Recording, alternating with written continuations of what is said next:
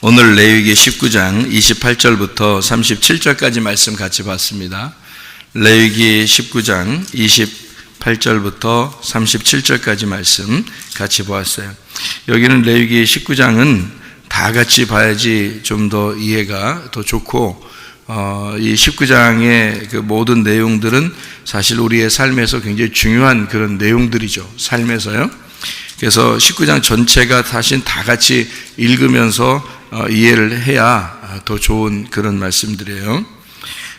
여기에 19장의 그 6절 말씀 한번 봐요.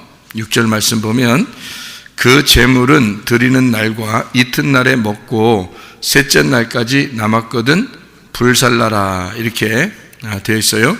7절에 보니까 셋째 날에 조금이라도 먹으면 가증한 것이 되어 기쁘게 받으심이 되지 못하고, 이렇게 되어 있습니다. 그것을 먹는 자는 여호와의 성물을 더럽힘으로 말미암아 죄를 담당하리니 그가 그의 백성 중에서 끊어지리라, 이렇게 되어 있습니다. 여기 그 셋째 날 이런 얘기가 나오잖아요, 그죠? 그러면 여기를 이어서 뒤에 이렇게 쭉 보면 말이에요. 23절부터 한번 봐봐요. 23절부터 너희가 그 땅에 들어가 각종 과목을 심거든 그 열매는 아직 할례받지 못한 것으로 여기되 곧 3년 동안 너희는 그것을 할례받지 못한 것으로 여겨 먹지 말 것이요 라고 되어 있고요.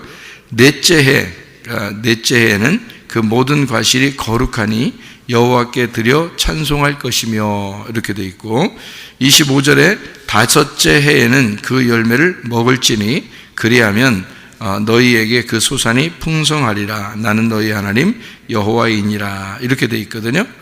여기 이제 셋째 날 또는 넷째 날, 다섯째 날, 또 셋째 해, 넷째 해, 다섯째 해, 이렇게 구분해 놓는 그런 얘기들이 있는데, 그게 뭐를 의미하는 거냐면, 셋째 날은 뭐 우리가 알듯이 뭐 부활 이렇게 생각을 하잖아요, 그죠? 부활. 그러니까 3일길을 가야 된다는 말, 이 셋째 날하고 3일길하고 부활 뭐 이런 연결이 되잖아요, 그죠? 그러면은 그 셋째 날에 왜 그걸 먹지 말라고 그럴까? 셋째 날? 왜 셋째 날에 부활인데 왜 그걸 먹지 말라고 그러죠? 좋은 건데. 부활은 죄가 건너갔다는 말이에요, 그죠? 부활이란 말은 죄가 건너갔다, 죽음이 넘어갔다는 말이에요. 그런데 그 셋째 날은 죽음이 넘어갔는데 왜 셋째 날은 너희들이 먹으면 안 되냐면 하나님만 건너갔기 때문에 그렇습니다. 하나님만 건너가신 날이에요. 그러니까 셋째라는 말은 무슨 의미를 나타낸다고요? 셋째라는 건 하늘을 의미한다 그랬잖아요. 하늘, 그죠? 그러니까 하늘을 의미하기 때문에 하나님의 거룩하심이란 말이에요. 하나님의 거룩하심. 그러면 사라고 하는 거는 넷째 날 혹은 넷째 해, 그는 왜 거룩하다 그러냐면 넷째 해, 넷째 날, 넷째 해 이렇게 하는 것은 왜 그러냐면요, 우리의 거룩함을 말하는 거예요. 우리의 거룩함. 그래서 땅의 거룩함, 땅의 복음. 그래서 사라고 이렇게 말하는 거예요. 사. 그러니까 삼은 하늘의 거룩함이고 사는 땅의 거룩함이란 말이에요. 그러니까 이것이 합쳐지면 예수님이 나오는 거예요. 그러니까 7 이렇게 나오는 거예요. 그러니까 성경은 숫자로 다 이루어졌다 그랬잖아요. 그러니까 숫자가 그냥 막 세워진 게 아니란 말이에요. 창조도 며칠 날 동안 창조해요? 7일 동안 그렇게 완성을 한단 말이에요. 7이 완성이라는 거죠. 그리고 요한계시록에서도 7인, 7나팔, 7재앙 이렇게 나오잖아요. 다. 그리고 또 천사도 7천사, 그죠? 그렇게 나오고요. 그러니까 7 그 등잔도 7 등잔 이렇게 나오고요.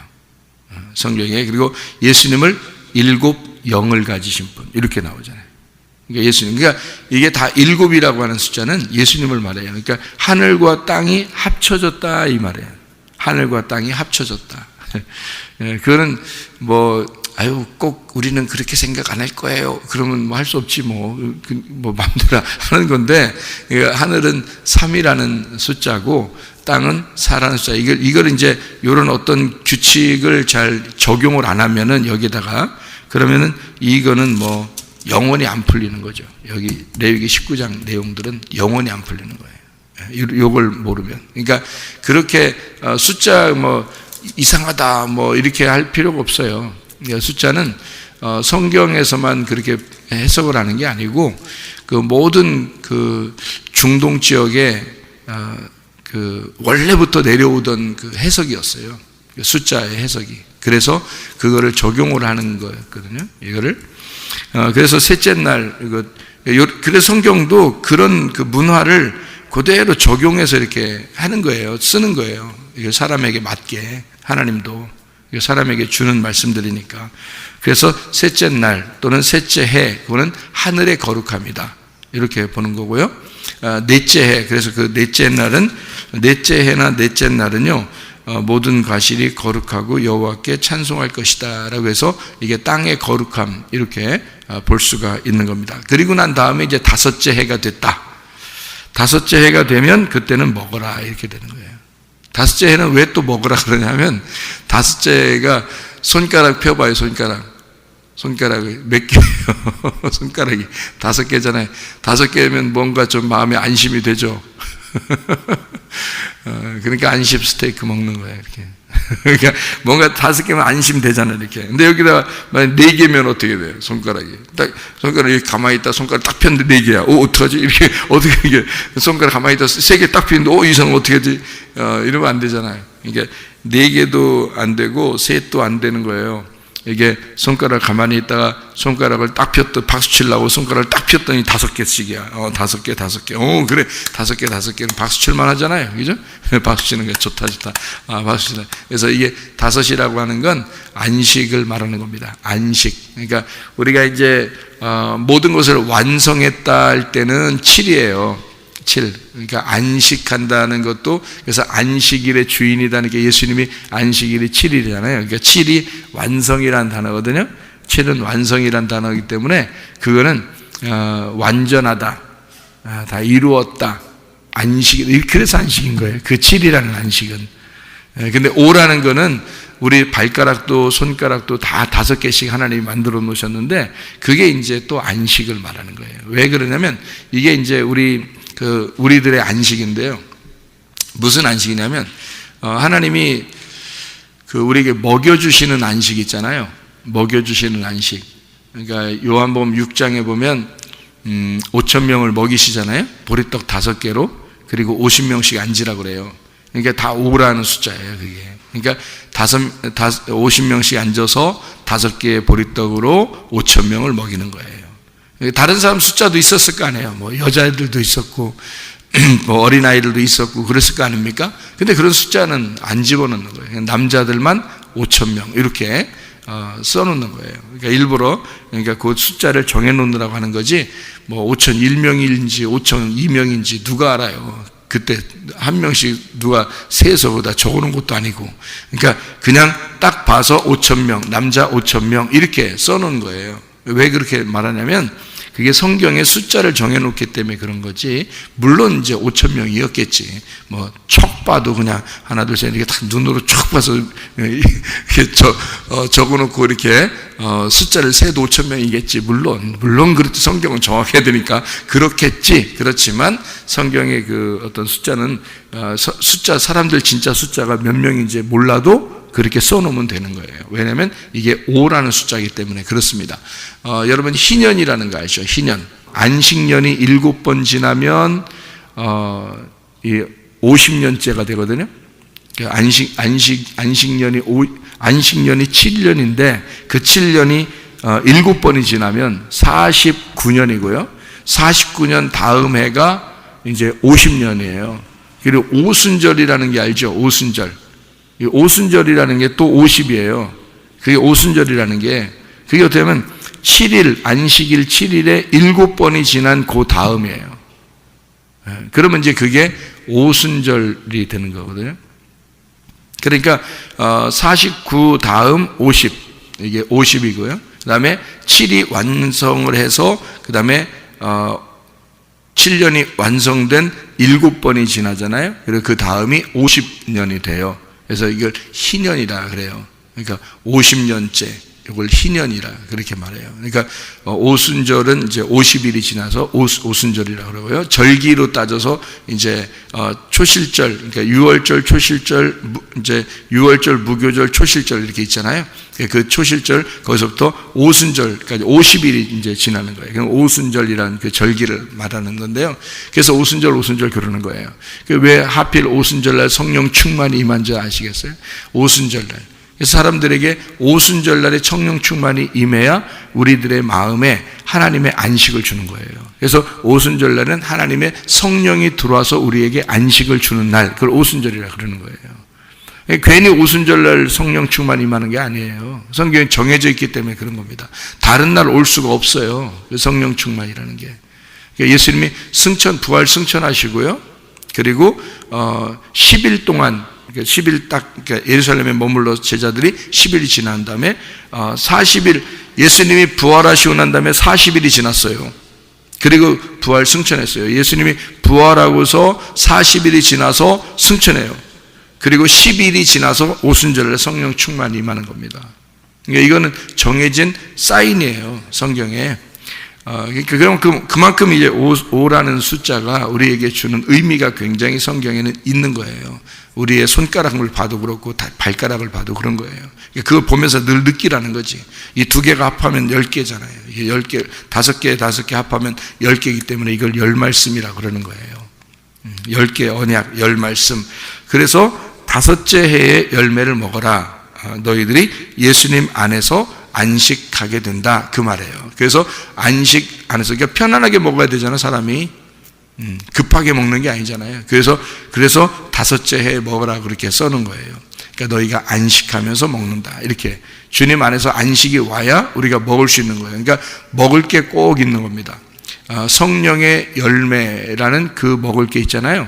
그게 오순절 그때 성령 충만이 임해야지 우리가 성령의 열매를 먹을 수 있는 거예요.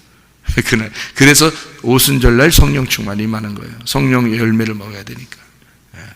그래서 그렇게 열매 먹는 그 날을 5째 해 이렇게 25절에 써놨고요. 레위기 19장 25절이요. 그러니까 이 땅에 있는 세상에 있는 태양을 그게 신이 아니니까 사람들은 옛날에 그 수도승들이나 이런 사람들은 머리를 어떻게 하면 머리카락을 둥글게 딱 깎아가지고 이 가운데를 가운데만 남겨놓고 둥글게 깎아놨어요. 아니면 이제 이렇게 둥글게 가운데를 깎아놓고. 그래서 왜 그러냐면 이게 태양을 숭배하기 때문에 그랬어요. 이 머리를 태양으로 여겨서 그렇게 말한 건데 그거 하지 마라 그거죠. 수염은 권위를 말하는 거거든요. 그 수염 끝을 손상시키지 마라 그렇게 이야기했습니다. 그러니까 예수님의 그 권위를 예수님을 인정하고 그 권위를 인정해야 된다 이런 말이고요. 28절에 죽은 자 때문에 문신하지 말라 그렇게 되어 있습니다. 이게 왜 죽은 자 때문에 문신하지 말라 이게 되냐면요. 이게 죽은 자들의 행위이기 때문에 그렇습니다. 죽은 자. 이게 무슨 말이냐면 사람들이 이게 문신 많이 하잖아요. 그죠? 요즘에는 뭐 유행처럼 합니다. 아이들도 그렇고 뭐 문신을 많이 하는데 원래 이 문신하는 게 성경에서 왜 이걸 금하냐면요. 이게 무늬를 놓을 때 이렇게 어때요? 요즘은 이렇게 막 컴퓨터로 이렇게 다 이렇게 문신할 때 이런 이게 핀 같은 거로 있잖아요. 컴퓨터로 해가지고 이렇게 무늬를 이렇게 막 놓고 그러거든요. 이렇게. 그런데 이게 어떻게 해서 이게 되는 거냐면요. 이게 겉으로 이렇게 그림 그리는 거하고 틀려요. 사람 몸에 이렇게 그림 그리는 거하고 틀리다고. 그림이 아니라 이게 어떻게 해서 문신이 되고 이게 들어가냐면요. 이게 여기 속을 이렇게 파는 거거든요. 이 살을 이렇게 파는 거예요. 그죠? 살을 파서 그 색깔을 그 살 사이로 집어넣어 버리는 거예요. 그죠? 살 속으로 이걸 집어넣기 때문에 문신이 되는 거예요. 그러니까 그냥 겉으로 그림 그리면 뭐 비 오면 없어지잖아. 비 맞으면 없어지고 아니면 샤워하고 그러면 없어지거든. 그림 그리면.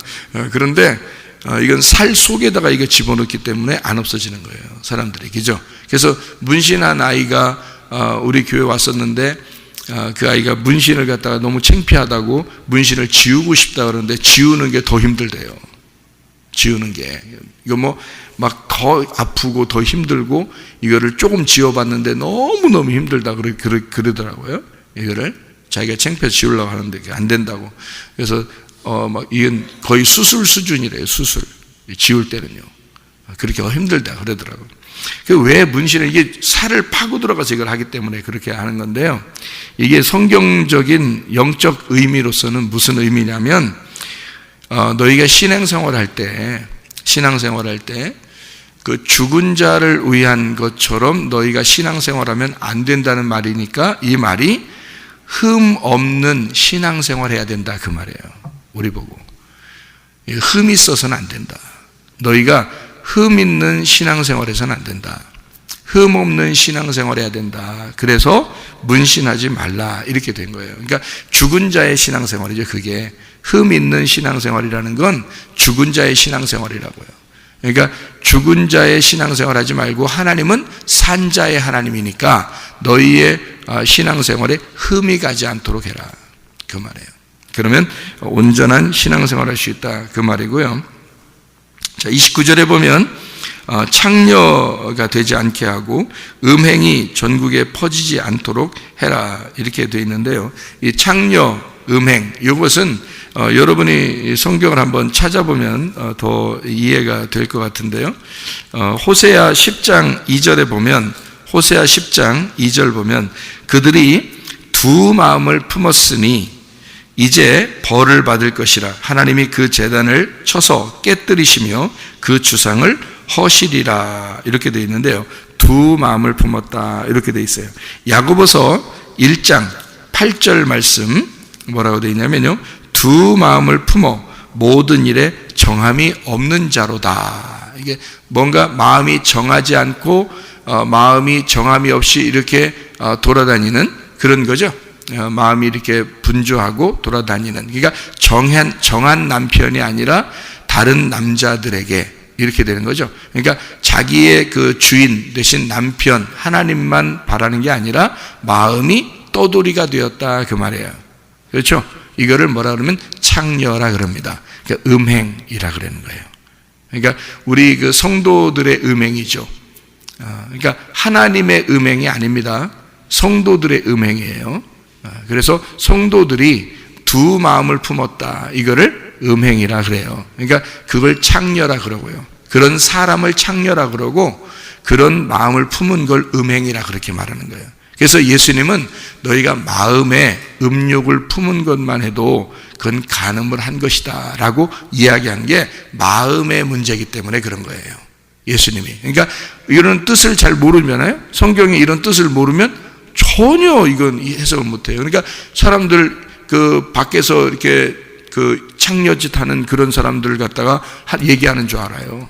이거 그냥 보면은. 그러니까 성경은 전혀 내용을 모르고 보면은 순 껍질만 알고 있는 거죠. 껍질만. 이게 껍질만 이렇게 보면은 뭔가 이건 아닌 것 같은데, 이건 아닌 것 같은데, 뭔가 있을 건데라고 계속 그런 막 갈급함이 생겨나잖아요. 그런 사람은 이제 좋은 거예요. 그런 것. 왜냐하면 그런 갈급함이 있다는 것은 아버지께 돌아올 수 있다는 얘기거든요. 아버지께 돌아와서 아버지의 양식을 먹을 수 있다는 얘기예요.